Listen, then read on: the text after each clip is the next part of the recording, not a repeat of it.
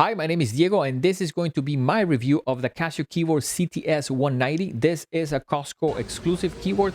At the time of making this video, it's about $109. It comes with the carrying bag, and we definitely want to talk a little bit about, is this an instrument that we can recommend for parents and maybe even adults that are trying to consider purchasing a keyboard so they can start in the journey of learning music. Now, let me tell you, my reviews are not very technical. I try to go into directly like, is this keyboard usable in the real world by someone that is trying to learn? So with that said, let's talk a little bit about the sounds first. So let me switch here my scene. Now, when it comes to this keyboard, one of the things that I found is that it's a lot of the sounds are very similar to one another. I don't love Casio piano sound, but it's decent. It's definitely something that you can get started with. And if you don't have anything to compare it, you may not find it, I don't know, as a little bit dry as I feel like it sounds compared to other brands. But one of the things that I see, and let me see if I can have you hear a couple of the piano sounds.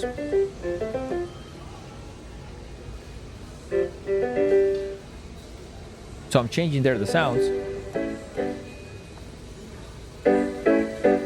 And to me, a lot of them sound very, very similar. So it has 10 or 15 piano sounds, but to me, it's almost that there's slight variations of exactly the same sound. When it comes to learning how to play, you don't need tons of sounds. I think you need a handful of really good sounds. Casio, I think, is good at a couple of sounds that I really like, and it's not that great at some other ones. So when it says there 400 tones, I think you probably get 5 to 10 really good ones. Now, one of the things is a little bit of a preference of like which brand do you like the most, but I think to me the Casio piano sound tends to be a little bit dry. Not like a huge deal if you're not gonna be able to like compare it to something else. So let me switch here the scene and show you a couple of other ones. So when it comes to, for example, electric vibes and electric bass and vibes types of sounds, those two I really like. So I think I'm here still switching. That's an electric piano sound. That type of sound I think is very usable, very nice. And I think here, even like a little bit further in the video, I played a couple of electric bass type of sounds. I believe it's around here. So that is nice and usable. So definitely a handful of sounds, a little bit boxy on the piano sound, but that's okay. When it comes to the keys, the keyboard has 61 keys. That's definitely enough keys to get you started. The keys feel a little bit spongy, a little bit on the cheaper side. Is that a big deal? Not necessarily. You're probably not going to be able to compare it if this is your first instrument against something else. But Casio also on the keys end, it tends to be a little bit stiff, I guess is the best way that I can describe it. Again, you can get started with one of them, but it's almost like there are other keyboards in this price point, and I'll talk about that in the end, which I think is very almost like similar price point, but a little bit different type of feel for the keys.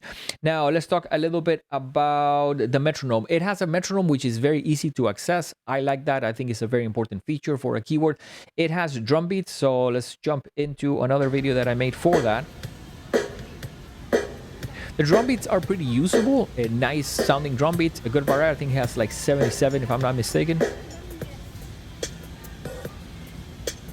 They're pretty easy to change. They're pretty easy to change tempos on it, which I think is actually a really good thing. So overall, good drum beats, very usable. Now, one thing that overall, and let me see if I can show you like one of the pictures that I have here of like the whole keyboard. The speakers are pretty small, and it tends to make the keyboard in itself sounds a little bit like almost like, I don't know, not that pleasant. It's to be expected in this price point of $109, but the keyboard doesn't have that much of a sound that I don't like, but the speakers, because they're so small, I think make it sound a little bit almost like abrasive. And that I think comes a little bit with the territory of being in this price points.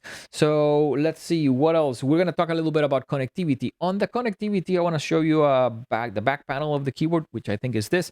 Now, connectivity to me is like, can you plug headphones? Can you plug it into a computer? You know, can you put a sustain pedal? And all of that is technically a yes. There's two holes there in the back. You can, one is almost like an input. You can run, let's say, your phone if you want to amplify it through it. You're trying to practice, let's say, with a YouTube video. And the other one is for headphones, which is a small jack, which is a very normal in this price point. It does have a MIDI. That's the little thing here there on the right that is silver. So that's a very cool thing. And it also has a jack for a sustain pedal. All of that, very, very nice that they're including that. I think it's one of those things that when it comes to accessories, it comes also with the bag. The bag is very thin. So kind of like not my favorite, but I guess it's like a cool thing. The keyboard, as you can probably see, and let me put this picture back, it has a little opening there, almost right above the one of the blue buttons, that you can almost like pick it up like this and almost like, I guess, carry it around the house type of thing. I don't normally move my keyboards around the house that much. I have a very little one that I use to practice like things, in which sometimes I put on top of the couch just because I'm doing something on my computer. But most people don't think are going to move their keyboard all over the place. So I think it's a cool thing that is very light and movable, but not necessarily like one of those things that I think that's necessarily a plus. With the carrying bag too, I don't know how many people purchase a keyboard like this one with the intent of like moving it to different parts of the house every time that they practice. For the most part, I think most people put it in one place and kind of like keep it over there. So now I think it's very cool that it comes with an adapter. That's also cool. Sometimes some keyboards in this price point don't do that. So overall, let me see if I can almost like summarize what I think about this keyboard. Can we recommend it to a student that is trying to purchase it? I feel like I would probably pass on this keyboard, and I would recommend you to go to almost a little bit more money, and go for something like the Yamaha PSR E273. Why? That keyboard is, I believe it's about $20 more than this keyboard, but I feel like it sounds better, the piano sound, and it's almost like it feels to me like better built and better keys. The keys feel more pleasant. One thing that is very important to mention about both keyboards is they're not touch sensitive, and you're not going to find a keyboard in this price point that would be touch sensitive. What does that mean? That if you play hard or soft, it's not going to react to it. It's just going to sound at the same volume.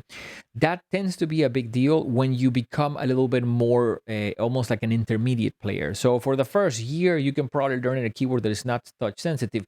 But as you get a little bit better and playing music that you want to have the beginning sound softer and you want to play a little bit louder, that is a big deal. So this is a keyboard that if you purchase it, you're probably going to have to replace it.